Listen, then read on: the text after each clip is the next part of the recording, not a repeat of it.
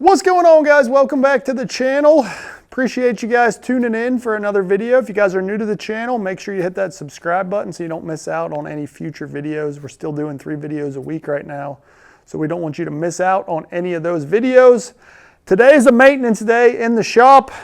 We're doing a little maintenance on the Suzuki here today. So I'm going to bring you guys along, walk you through how to change the oil. So this is my 250. I think it's the DF 250 SS, potentially, maybe the model. I don't know. This is obviously on my bass boat here, but this same process will apply for most of your 6-cylinder Suzuki models. So if you guys are looking to change the oil and service your own Suzuki, hopefully this video can help you along. I'm going to kind of go through as slow as I can, walk you through, and just kind of set up the whole process. It's really simple. Something if you're a little bit handy, you can do it yourself in just a few minutes, and yeah, save you a bunch of money from taking it to the marina and whatnot. So let's jump in and let's get started.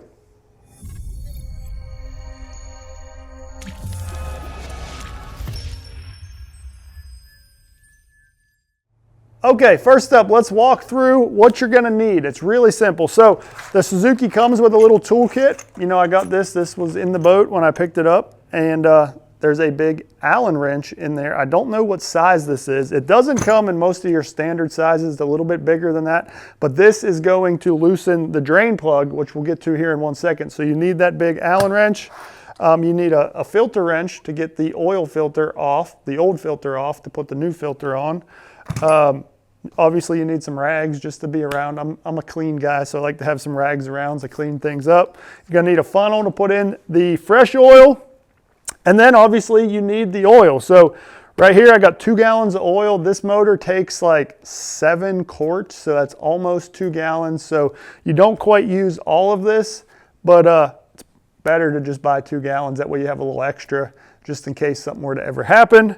And then we have a filter, and we have the washer for your drain plug that just keeps everything sealed up. So it's always good to put a new one of those on there to make sure it's not leaking in or out of your drain plug. So we'll put the part numbers here right now a little bit close up so you guys can see the part numbers that you need for the filter and the washer. But that's it. Well, other than that, we have a, what is that called? A drain pan. A pan to catch the oil that's going to drain out of the water. So honestly, that's going to take the longest amount of time. This whole process of changing the oil is draining the old oil. So that's going to be our first step. Get the old oil draining. And then from there, you know, we'll change out the filter, put in some new oil. Done. Simple as that. So let's get that oil draining, and we'll go from there. Okay, so this is the drain plug right here. This is going to be on the port side of the boat, or the motor. This is your drain plug right here. You take your Allen wrench, and he fits in there, and you're going to loosen him up. He's going to be pretty tight, so you're going to have to put some muscle behind him, but once you crack him loose, he'll be finger tight, and you can take him out with your fingers the rest of the way, and then the oil is going to be draining.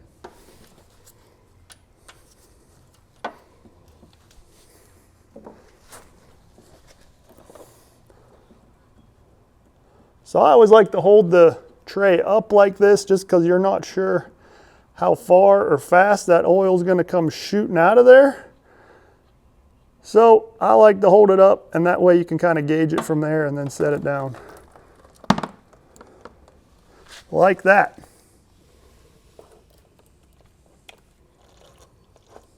And this is going to change as it runs out of oil. So you're going to want to move this pan along with the flow of oil. That's why I like to have 2 pans. Well, one, because one pan gets to be a little bit too much. Too much oil will fit in one pan, so that's always like to use 2 pans and keep everything nice and clean.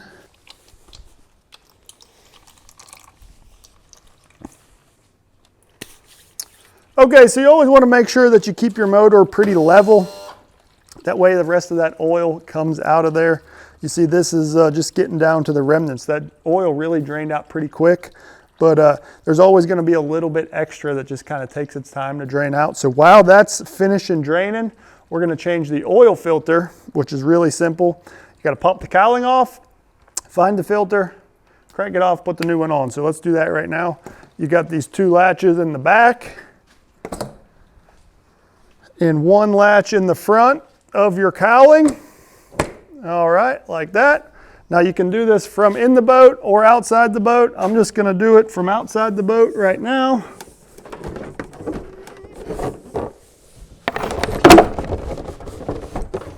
Okay, so your filter is going to be over here on the starboard side.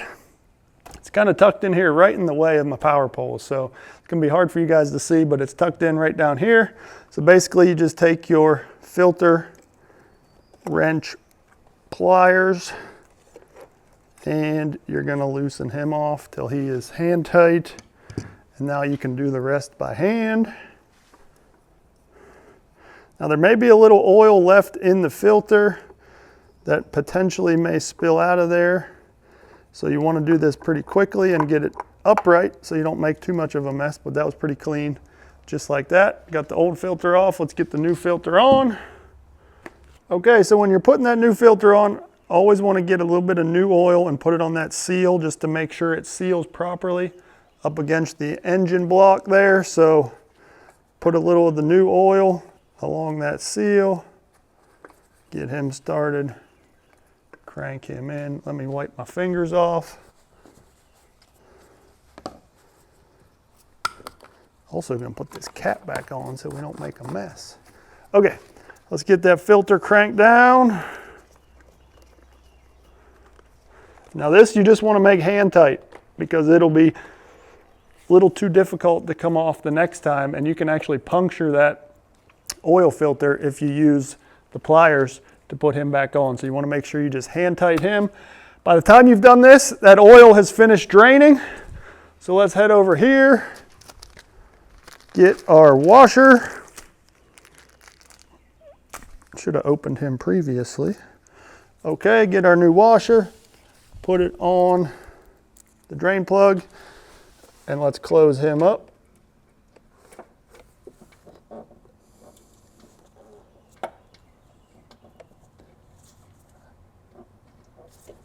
If I could get it straight. There it goes. I was off a little bit. Get him cranked tight.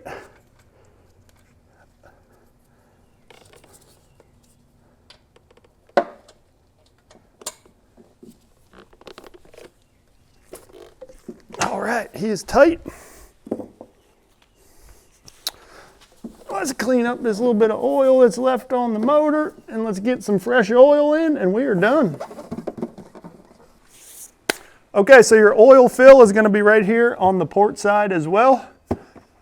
It's this yellow cap right here.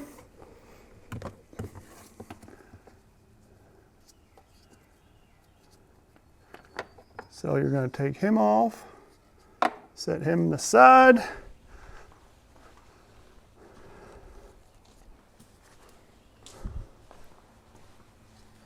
Grab our funnel and our oil, and let's get to work. Okay, so obviously you dump the whole first gallon in, and then the second gallon, obviously you don't want to put the whole thing in because you're only aiming for about 7 quarts.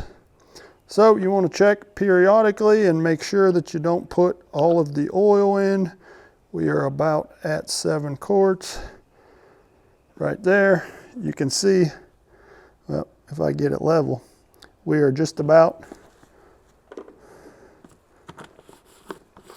3 quarts out of this jug, 4 quarts out of the other jug. By my math, that equals 7 quarts. So we've added the oil. Let's get him tightened back up, get the cowling back on, and your oil has been changed. Okay guys, we got some fresh oil in, so at this point, this would be a great time to hook up the muffs and start this engine if you wanted to just verify that there's no oil leaks or anything, but I'm actually taking this to the lake as soon as we're done here now. So I'm going to verify those things when I get down to the lake. But if you were going to fire this motor up at home, this is the time to do it. That way you can look, verify, no oil leaks. Really the only concern that you're going to have at this point is the filter. That's going to be the weak point of this motor, is if that oil filter wasn't tightened properly, wasn't securely against the engine block. That's where your oil leaks may be. But you want to idle the motor for a little while, and then that's when you're going to check your oil level, which is over on this side here. Right here, this little yellow dipstick.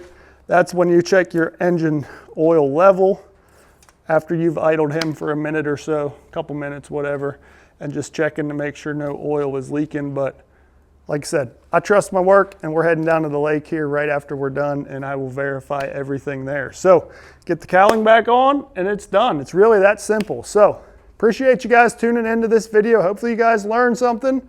Hopefully you guys can use this video to kind of walk through when you're changing your engine oil on whatever model Suzuki that you may have.